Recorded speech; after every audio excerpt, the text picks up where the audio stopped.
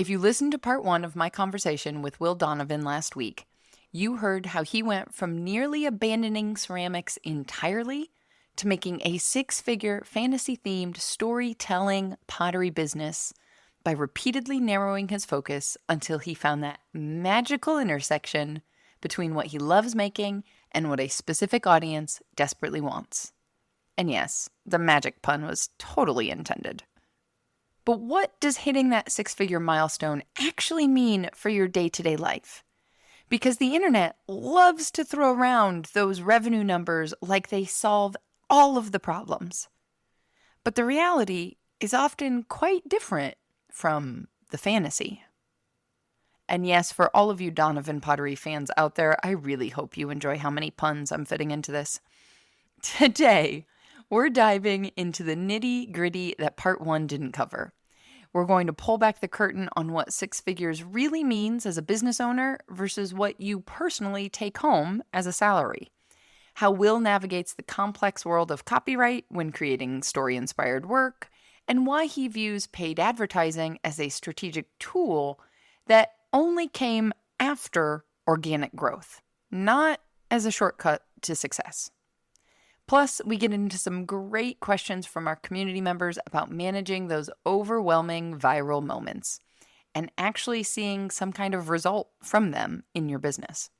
Whether you're chasing revenue milestones that might not mean what you think they mean, or you're trying to figure out how to scale without losing what you love about making, we'll pick up right where we left off after this quick word from our sponsor. This episode is sponsored by The Community, your creative business support system with over 100 makers from around the world, with both the practical education you need to make a living from the things you make, found in our masterclasses on topics like finances, marketing, and SEO, plus the emotional support of fellow makers who truly understand what it's like to try and make a living from the things we make.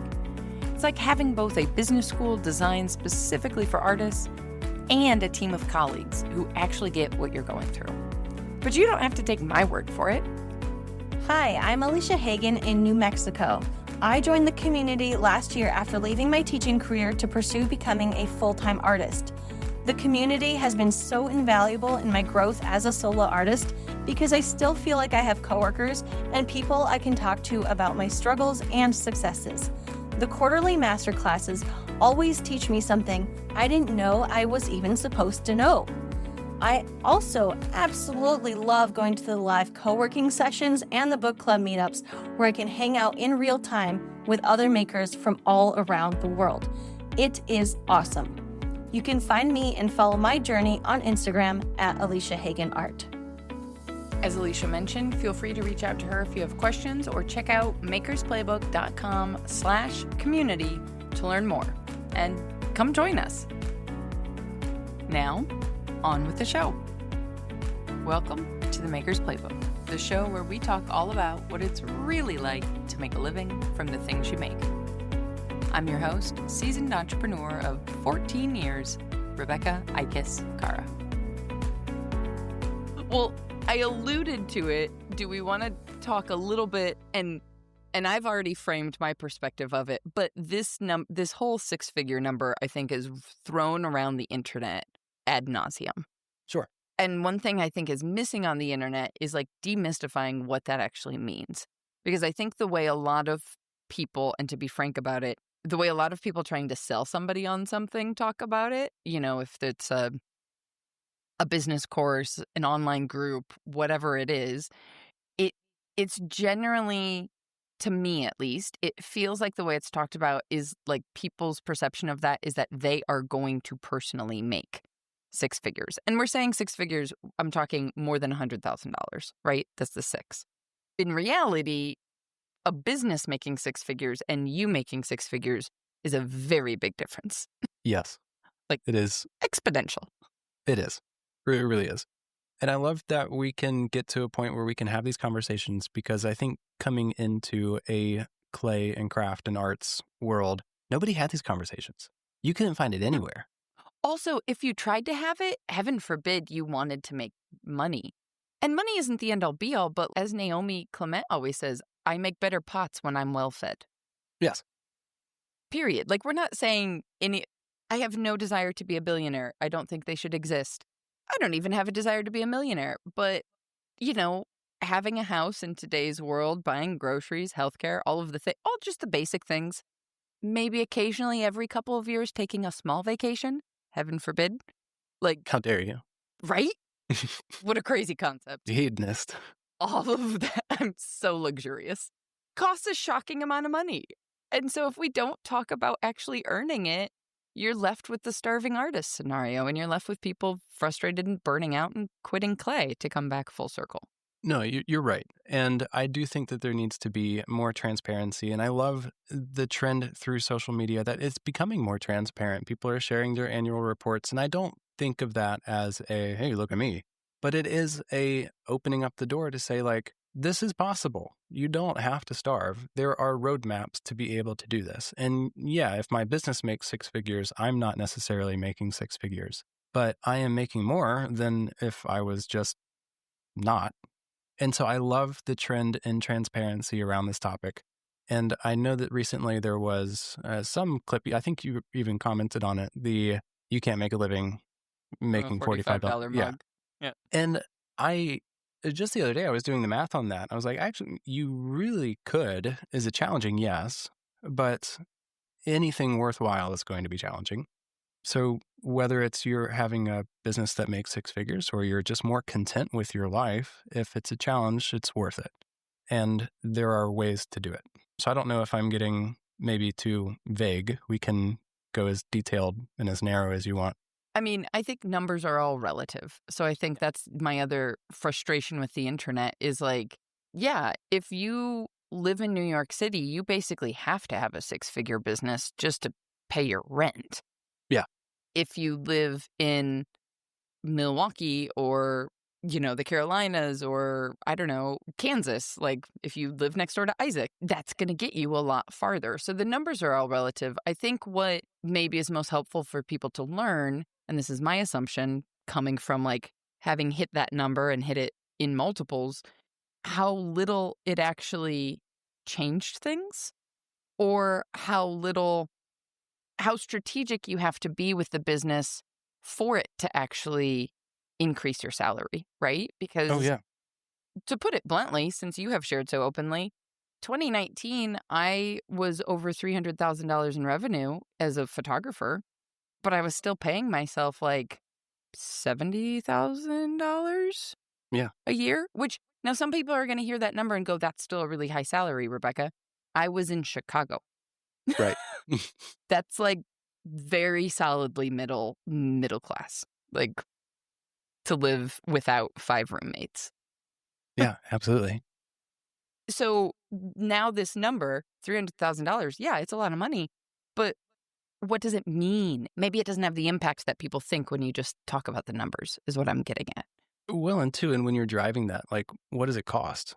I mean, that's another consideration, that we have these milestones that when you're not there sound lofty and grand. And yeah, I want that because that means I've made it as an artist. But what you sacrifice to be able to get to that point is also needs to be taken into consideration. Because if you are doing any level of handcrafted or hands-on business that is generating even that level of revenue, it is coming at a high cost, whether that's socially or family-wise or health-wise if you're pushing yourself. So there is a trade, absolutely. That being said, there are ways, and I've learned through failure in all of those areas, of how to, I mean, maybe not to the best of my ability, mitigate those trade-offs. And even if I'm not fully operating at that capacity, I can see this is the path to be able to reach those milestones. And now I just have to figure out what trade-off do I want to make to get there. Right. Is the trade worth it? Yeah. To some level, I mean, this is what I do. And if I can do it all within my general 8 to 6, or probably more than that.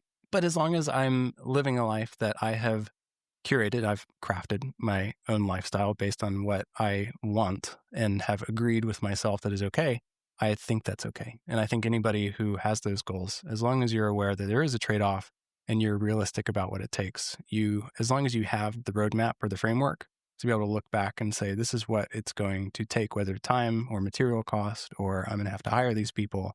or have this system or process in place. As long as that's worth it to you, then shoot, go for Yep. it. Shoot your shot. Yeah. Yeah.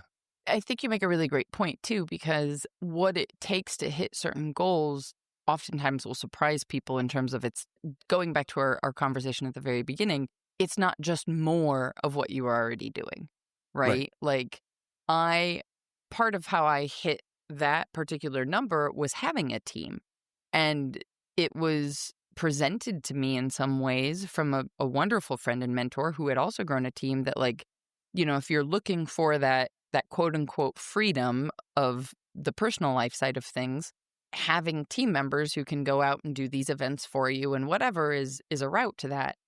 But it wasn't until I got into it where I realized that wasn't actually the freedom I wanted at all, because I was managing people Yes. and the whole host of things that come with that. Like, that wasn't, in many ways, I was, to use your term, I was desk ridden from that, as opposed to having the freedom to move about the world or my life or whatnot. I'm going to let you take it away on your experience with kind of growing to that point and hitting that number, and just ultimately like kind of what it actually means, the reality. Yeah. Well, I can only speak for my own personal reality. So the reality for me of making six figures as a business is, wow, that feels like really just like a presumptuous or like thing to say even. You just sounded like a podcast bro. It did. Yeah. And I caught it before I got too far. And to be clear, I don't want to be a podcast bro. I'm not going to take that snippet to use as marketing. Don't worry. Oh, yeah, I bet.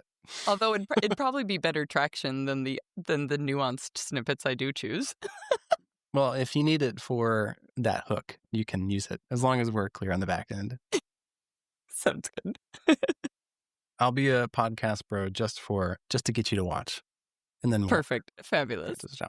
That reality just means you're very systematic about what you make, who you make it for, and how you deliver to people. I mean, I really do believe that you can make six figures, whether that's 100,000, 300, 500, by having one very clear target audience, one very clear product that solves a very clear problem within that target audience. So in pottery and art, that might be a little hard to define because we don't see pottery as a solution to a problem, but we can, I think to a lot of people it is. And as long as we're clear communicators and being able to identify the problem that we solve with our art, then we have a higher level of leverage in being able to make that track possible. So that's very vague. That sounds lofty and maybe heady. I don't know. But to break it down in like a granular how that works for me specifically, our target audience for Donovan Pottery would be millennials who love books and stories and maybe feel disconnected from their reality because they're doing things they don't want to do. And they look to these stories for either escapism or moments where they can not participate in reality. But they have these deep affinities for these characters and these stories and these moments that they would love to identify with. The problem that we highlight and then hopefully solve through the artwork we create is a handcrafted thing that is not just a mug, it's an artifact that is there to speak into your life. And it connects to the stories they love because we have illustrations and motivational quotes that are riffing off things that they love and admire so deeply, like Lord of the Rings fans love Aragorn. We have a mug that has Aragorn's symbol, the Tree of Gondor, with a little phrase that just says, lead with hope. And I made that for me because as a dad and a business owner, I wanted to be able to take that like moat of inspiration and put it on an environmental cue that I carry with me every day. That's our target audience. That's kind of how we solve the problem. And then we have a very nice handcrafted mug that acts like as a grounding little environmental cue. And we make it as nice as we can make it. And we take as nice pictures as we can of it and show how it helps people in their daily life. And I think it really does because we have this feedback loop within the business of gathering reviews or connecting with their customers. And they tell us like, hey, I had a really hard day and this mug, for whatever reason, helped me get through it. Made me laugh because I saw this funny quote and it reminded me of this moment and I had my coffee and I was ready to go. That's just one lens of how you can solve a problem for a specific person with an art product, even if it's not a world-shattering problem. Most people don't have enough art or craft in their everyday life. And we might take it for granted as makers or artists because we're surrounded by it all the time. But for the vast majority of people, it's not something that encompasses their life. And so being able to give that to them through an accessible way, like if it's just a mug, can really change somebody's outlook on their day.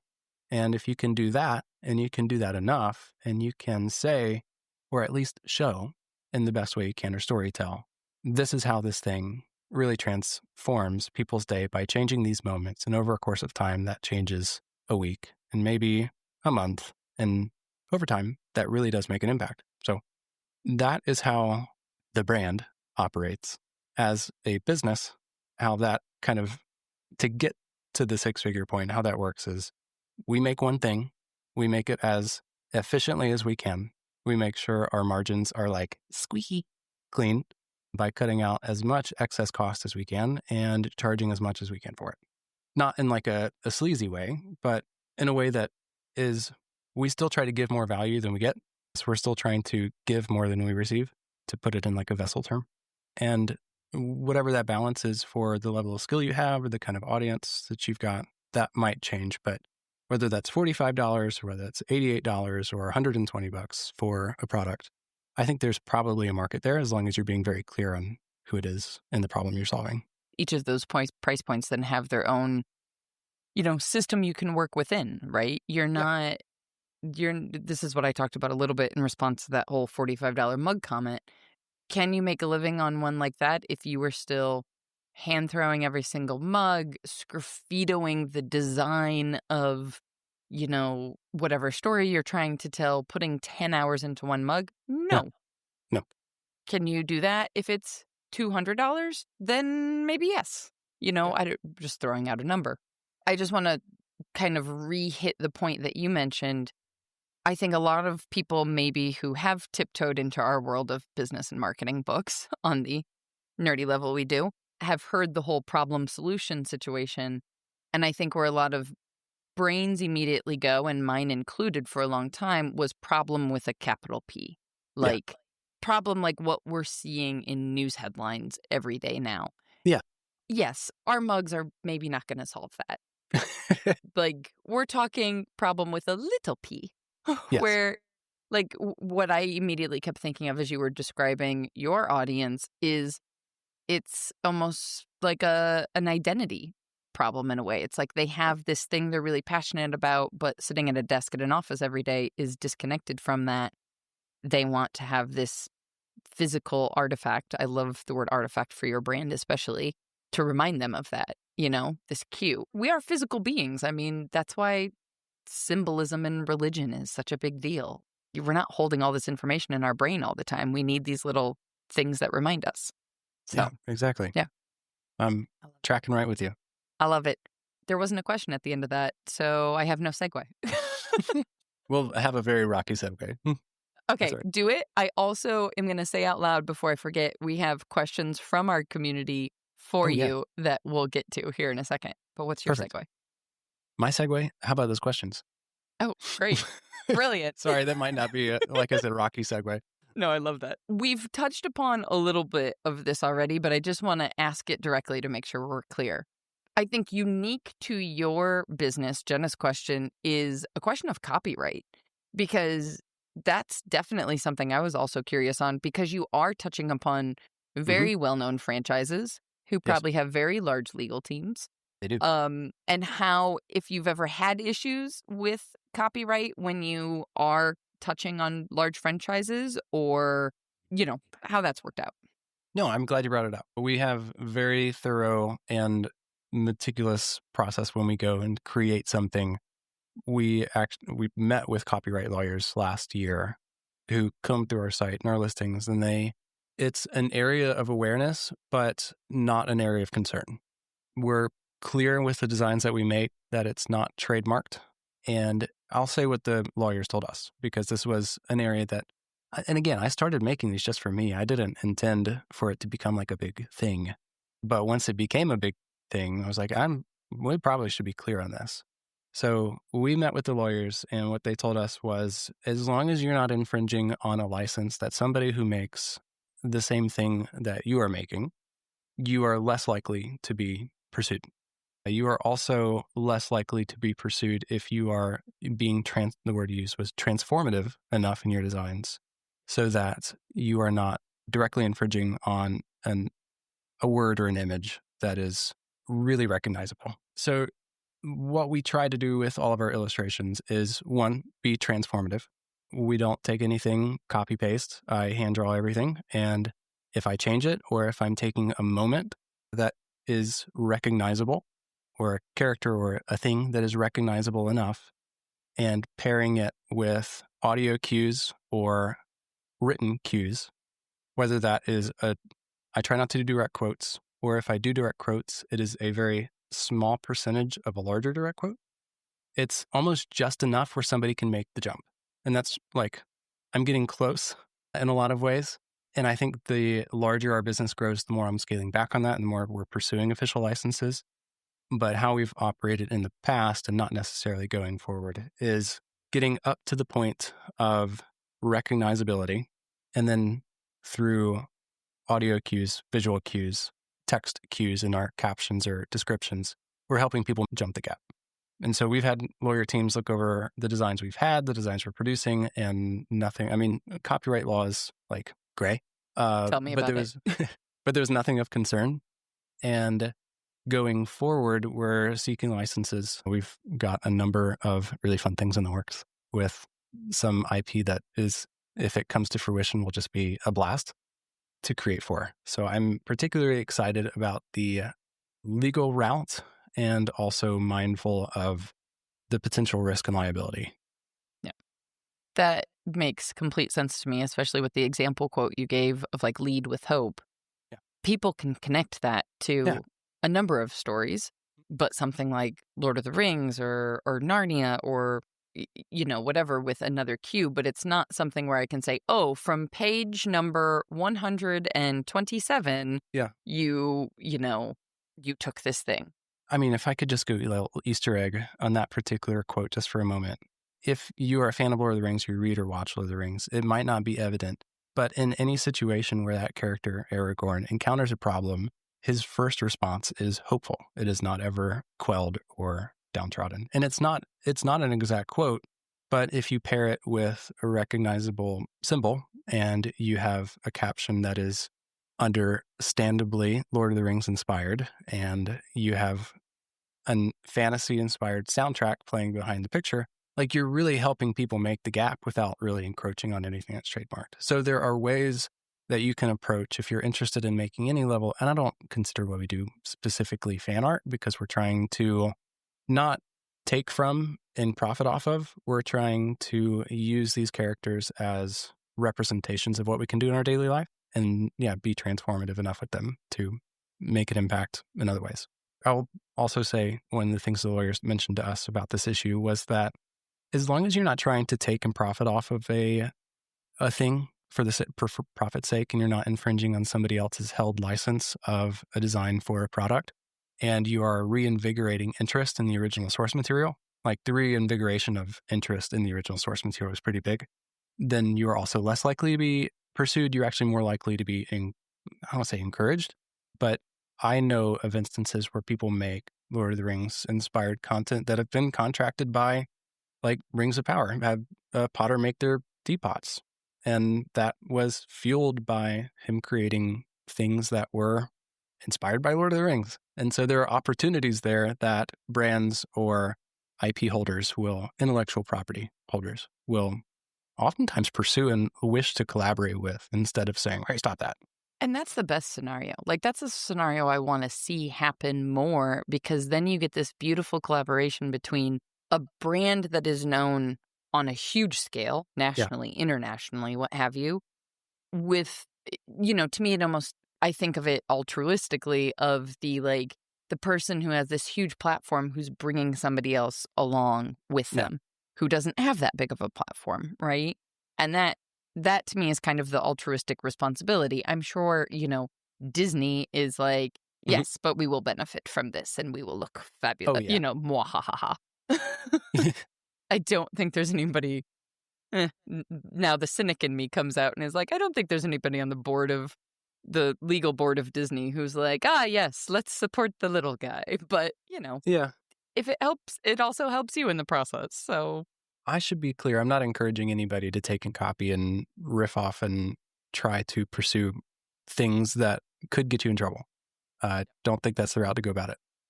it is a very tricky thing. And it's something we could talk way more about, and there's a lot of relatively recent legal, like even news articles people could read about outside of Clay as well, in terms of, the photographer who sued the illustrator who made the the Obama Hope poster. Yeah. Right? That was based off of a photo, and the photographer was not happy when that got as much traction as it did. And the whole argument of that case was about, like, did the illustration change the, like, original, I don't know if they used the word feeling. I don't remember what the legal jargon was. But to your point in the beginning, like, did they meaningfully change it enough to be a different thing? And that enough is very subjective, but that's what you have to argue. Now, that's probably the last thing I'll say on this topic is that there is no policing body that is seeking out these issues. It is reliant on the intellectual property holder or the trademark holder to pursue any issues. So in the future, I don't know, maybe somebody from some of the past designs that we did that when I was more ignorant could come back and say, like, hey, stop that. So I'm not downplaying the potential liability that I might have one time crossed into, but I don't think, based on legal counsel that I've received, that we're there now. And again, this is not a legal podcast. We are not giving you any legal advice. Yes, Thank correct. you so much. Thank you for the disclaimer. But I'm sure you have the contact info of the legal counsel you did pursue that you can share later. Send me a DM. Yeah, exactly.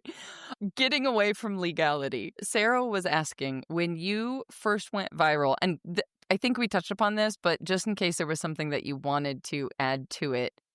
And I know Sarah has recently also had her own viral experience and is Congrats, in Sarah. the throes of, she makes clay look like leather. It's fascinating. People have probably seen. Yes, I know you're talking about. Yep. She's one of our community members. Woohoo. So she was asking, how did you manage the demand and what were some of the things that you did to keep up with that rapid growth? I think we've covered that, but I wanted to make sure that you heard the question directly. Yeah, and thanks for asking. Outside of what we've already discussed, crystal clear communication with everybody who ordered, and to meet the demand, I think outside of just working really hard, it was kind of backwards analyzing what was successful about that thing. And as far as like managing future growth, leveraging that moment that happened, that viral moment was not unintentional. I was at the time going through a very intensive marketing course. I had paid lots of money for coaching and teaching on how to position your e-commerce brand. And that video was a practice. Like, I was iterating different like hooks and ways to connect with the potential customer base. So I was just making social media content as practice to see what would work, and then try to optimize from that. So that viral video was just one iteration of that practice that really connected. And so I didn't take it so much as this has made it was just like a proof case of like, this thing, these bite-sized like tactics worked. And then we tried to figure out, what about those tactics worked? Why did that connect? What were the words, the sounds, the specific 3 seconds, you dissect the video, whatever. And then I just tried to do more of that. So it was unexpected, but it wasn't unintentional. I love what I heard in that I don't know if everybody else did, was how you used the word iterative. And my brain immediately went to some conversations we have had in the community around marketing and around like tracking details and iterating in the sense so that you can actually figure out a system. Yeah. And the reason it excites me so much is because generally when people hear this, it sounds boring as bleep, right? And so people are like, oh, but won't people get tired of this, or won't this, or won't that, And in reality, I think it's us as the makers and creators who get tired of something and who get bored with something and who want to change it And in actuality, it's like, no, like that's the whole goal. And in reality, nobody has seen it.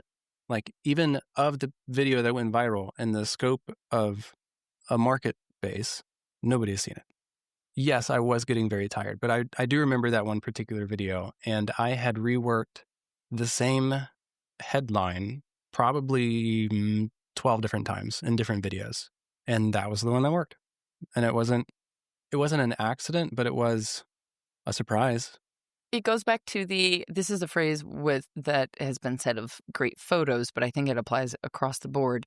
And the percentages people change depending on their goals, but more or less it's, success is 90% preparation, 10% luck, or 10% timing if you want. So to your point, you were working on that over 12 different iterations. There still had to be a certain element of, because you were showing up repeatedly, the odds of catching that timing of the algorithms grabbing it were increased, as opposed to getting lucky with one. Sometimes it happens, but your odds are a lot lower. Exactly. The thing that I kind of go back to is that when it comes to like testing things or trying to figure out if it's going to work, I'm not trying to shoot one cannonball and hope it hits the target. I'm trying to shoot like 100 BBs. And then we'll find the BB that hits and figure out why it did and do it again 100 times. That's a great metaphor, if not slightly aggressive. Maybe. But it gets the point across, though, because that is how it works. I mean, I think people are maybe hoping a lot of times when it comes to virality and all this stuff for this silver bullet or golden nugget or whatever. And in reality, it's actually quite boring. It's boring and it's repetitive, and it's probably a ton more work than people realize. I can't tell you how many videos I've made, like over the course of trying to promote the stuff that we sell or promote the stuff that Clay King sells or anything. It's like I could tell you how many posts are recorded on TikTok and Instagram and Facebook across all those platforms, but it was thousands and thousands. So it's practice. Just like anything else. Spoiler. There's another question that maybe I also am acutely aware of how much of your time I have already taken. And I feel like this might open up a can of worms in conversation because it's not a short, I'm assuming it's not a short question. Okay. Connected, though, to the iteration, I'm guessing. I'm making my own assumptions here. You've started to get into paid advertising. Yes. And I think much like the silver bullet, maybe people think of paid advertising as the quick answer to success. I have some feelings about that. I'm going to actually read the question and then we can go from there. People have noticed that you've dabbled in paid advertising. What prompted the decision, and has it been the quote unquote right decision for your business or for the business model?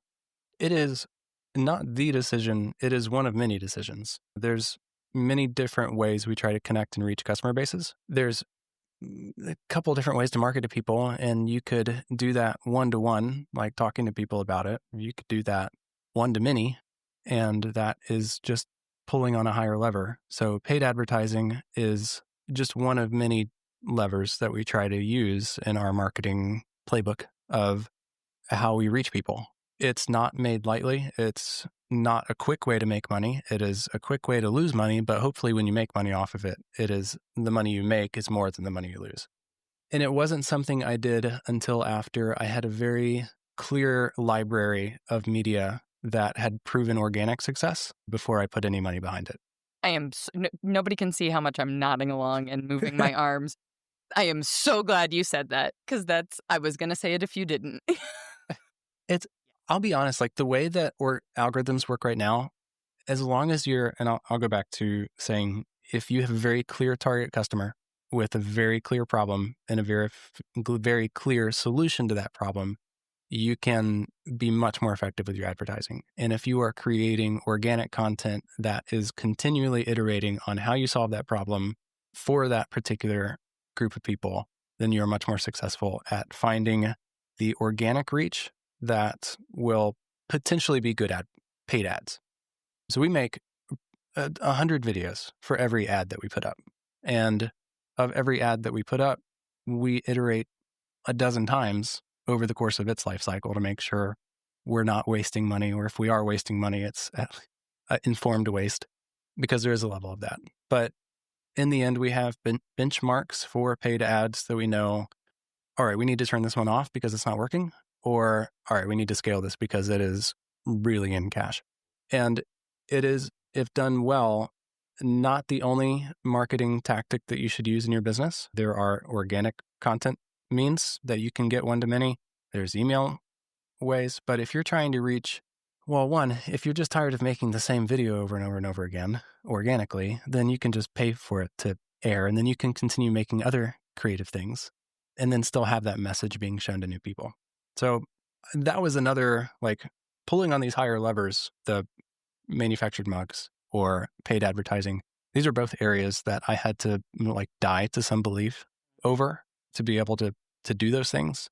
But they have proven to be things that allow me to do the thing that I like better and reach more people. So my end goal behind what I want to do is to be able to serve people creatively and help them craft their own stories through using fantasy and helping them use that fantasy to fuel their reality. If I can get there by paying for effective media to be seen by people or paying for a product to be generated on my behalf, then I think it meets the same goal.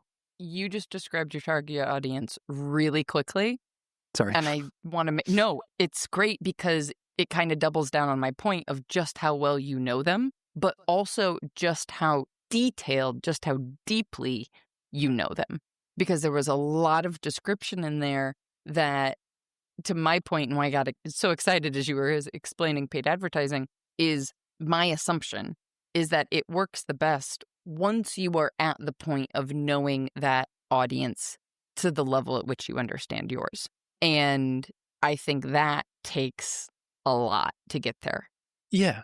We made thousands of posts, hundreds, more than hundreds of DMs and points of connection between across Clay King and Donovan Pottery to where, there's always room for more clarity, but as much clarity as you can. Like, I know, like for Clay King, it's not just potters.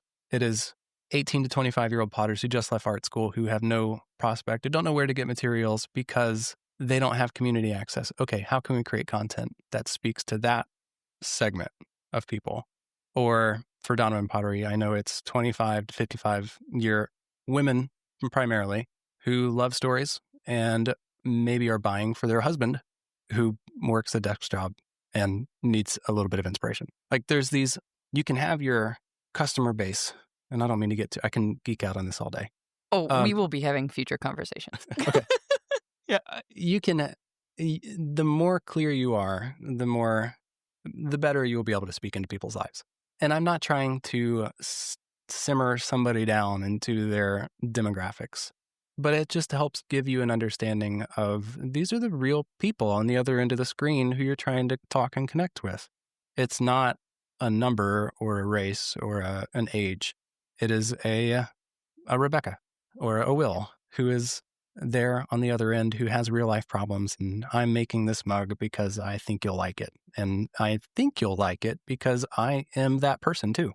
I think the maybe like less marketing brain, more human brain approach that just came to my brain. Oh, wow. Okay. Because I think when a lot of people hear us start to talk about this, they think about manipulative marketing. And I have been taught it, and I am actively unlearning it, and I hate it with a passion of 1,000 suns. You can sell whatever you make without it.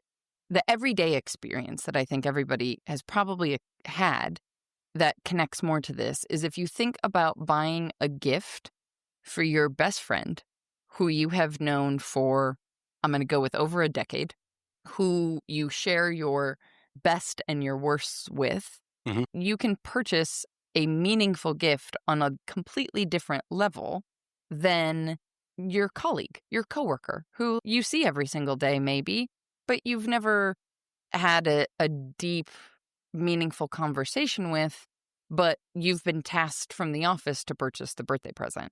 Right. Then you're maybe going to get something that like, oh, this person wears a lot of purple, and they talked about how much they love, I don't know, reading outside in the summer, so I'm going to buy them a purple Kindle cover, as opposed to like, I just saw this, this illustration with this quote on it that I know connects back to my best friend's childhood reading books and dreaming that they were in another world outside of the difficult upbringing they had. I don't know. This is just spitballing. I hear what you're saying because... But it's a completely different thing.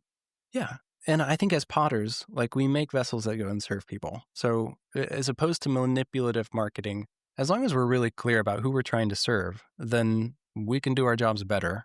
And I'm a very core believer that people are a lot like pots, and we find fulfillment through service. So if I'm making something for somebody and I want them to know about it because I want to help them, then as long as I'm clear about who I'm trying to help, I can do a better job. And if I have to pay for that to be able to, for them to see it, I'm not doing it in a way that's like sleazy, like the tobacco ads trying to sell to, I just realized, I want to say a couple summers ago, that Big Chew bubble gum that we would get at the concession stand of every softball game was basically chewing tobacco but bubble gum. Oh, yeah. Like, what? Talk about gateway drugs. Oh, my gosh. I mean, thankfully, I never took up chewing tobacco, so that's cool. It didn't work on me. But, like, down to the packaging, down to the whole situation, I was just like, oh, huh, yeah. Manipulative marketing. I digress. Amazing. I could keep going for hours. I realize I don't think you slated that much time in your calendar of all of the things that you are managing. So I'm going to leave it with the big open-ended question. You can take it however you want. What do you wish people knew about how you're making a living from the things you make? Like, either something you never get asked that you wish people would ask you, or something, maybe you wish you knew when you were starting, for the people listening trying to figure this out. I would say that for every solution that you desire, there is a framework that exists that'll help you get there. And if that's 6 figures, there is an already proven path to get there. And even if you're just making pots, you can use that framework to meet those ends. Now, how you tailor that to your art, and that's where the craft comes in. But I would say to anybody who's trying to make a living from the thing that they make, and me being one of those people, you don't have to rewrite the system or try to find some new inventive way to do it. Like, you might have to look and read a business book or like seek out those frameworks, but they exist. And then it's just a matter of tailoring it to your process and following the steps. That's a deep rabbit hole, but it's there. You can go down it if you want. And if you have any further questions about maybe where the rabbit hole is, you can send me a DM and we can geek out some more from there. It did make me think of one more question. All right, go. If you had to, I don't know, this is an impossible question. Yeah. But if you had to pick one favorite business book. I'd say the one, okay, so talk about Podcast Bros and all of that. This was actually the book that probably helped me take the business side of things and break it down into such clear, discernible, actionable little nuggets of just I understand this. Because it's not like when you talk about, I want to make 6 figures, there's a myriad of different things that need to happen. But this one book really helped me see these are the individual things that are defined and understood and actionable. Was $100 Million Leads or Offers by Alex Hormozy. He's got 2 books. Both of them are great starting points for how to find a target audience and how to connect with them, and then how to create an offer from your product that serves that audience. Those are both really, really good. And I think he is a bit of a gym bro, but he has a very clear way of being able to repurpose vague business ideas into very clear, understandable language. That it worked for me. So I'd go that route. I don't mind us taking the education from the bros who have benefited from whatever system we want to talk about, and then using it for the good of craft and art. Yeah. So, all for it. Awesome. I'll grab a link to the book and put it in the show notes. Perfect. So, fabulous. I think people by now know where to find you on the internet, but just in case, where do we want to send them? You can check us out on social media, Donovan Pottery, if on Instagram, or Donovan Pots on TikTok. You can find me, same name website, or if you want to catch what I'm doing up at Clay King, you can just follow Clay King Ceramics. And I'm not on camera much there, but mostly behind it. Fabulous. Thank you so much. Thank you for all the time. We're going to need parts 3, 4, and 5. Anytime. This was a lot of fun. Thank you for having me. I love what Will said at the end there, that for every solution you desire, there's already a framework that exists to help you get there. Even if you're, quote unquote, just making pots, you can use proven business frameworks and tailor them to your art. You don't have to reinvent the wheel or find some completely new way to make this work. Whether that's narrowing your audience until you find your people, being strategic about when and how you scale production, or getting clear on what a revenue and goal actually means for your bottom line and for your life. None of these decisions happen in a vacuum. They happen in the context of what kind of life you want to build and what trade-offs you're willing to make to either achieve certain goals or have a specific kind of life. If you're someone who's trying to figure out all of this on your own, wondering if you're making the right decisions, or just wanting to talk through these big questions with people who are trying to do it themselves, that is exactly why the community exists. Because here's the deal. I've already done the painful work of listening to a lot of those podcast bros that Will and I were joking about earlier. The ones who teach these tried and true business frameworks online. Not to mention, I've read tons of those business books that would probably bore you to tears that I take on vacation with me and actually find interesting. I know, I'm lame. But the point is, why not skip the bros and the neck pain from falling asleep while you're reading, and instead come learn how we can actually apply these proven frameworks to our creative practices? Whether you're treating this as a side hobby that brings you joy while hopefully covering its own expenses, or dreaming of going full-time and building a six-figure business.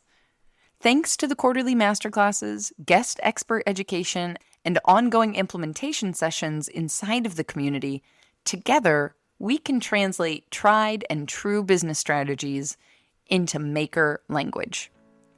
Plus, a community of support from people who are implementing these approaches and can share what's actually working in the real world for them. Because while the frameworks might exist, figuring out how to apply them to your unique creative situation, well, that's where having both the education and the community of people who've been there makes all the difference. People like Alicia. Hi, I'm Alicia Hagen in New Mexico.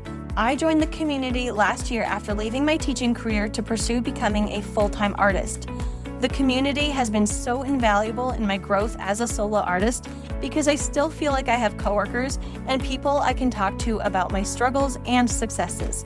The quarterly masterclasses always teach me something I didn't know I was even supposed to know. I also absolutely love going to the live co-working sessions and the book club meetups where I can hang out in real time with other makers from all around the world. It is awesome. You can find me and follow my journey on Instagram at Alicia Hagen Art. If you want to learn more about community membership and support the creation of this very podcast by becoming a member, visit makersplaybook.com/community. Until next time, my friends, go get back to making your dreams a reality. Because together, we've got this.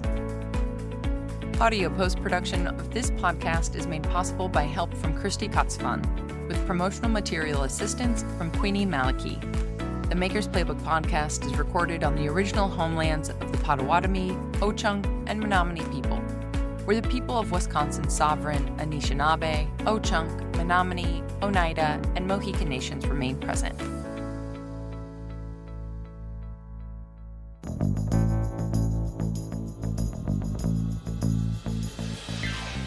This podcast is a production of the Brickyard Network. To find out more about our lineup of ceramic podcasts, visit brickyardnetwork.org.